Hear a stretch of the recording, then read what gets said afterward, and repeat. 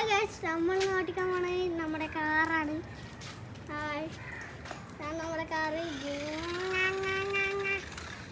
അപ്പോൾ നമുക്ക് പോകാം ഗൈസ്. അപ്പൊ നമ്മൾ ആദ്യം തന്നെ കാണാൻ പോണത് വെള്ളം അടിച്ചു പോകുന്നത്. ഇപ്പോൾ നമ്മൾ കണ്ടത് അത് ചളി തെറിപ്പിക്കുന്നതാണ്. അടുത്ത നമ്മൾ ഓട്ടിക്കുന്നതാണ്. ഗോ.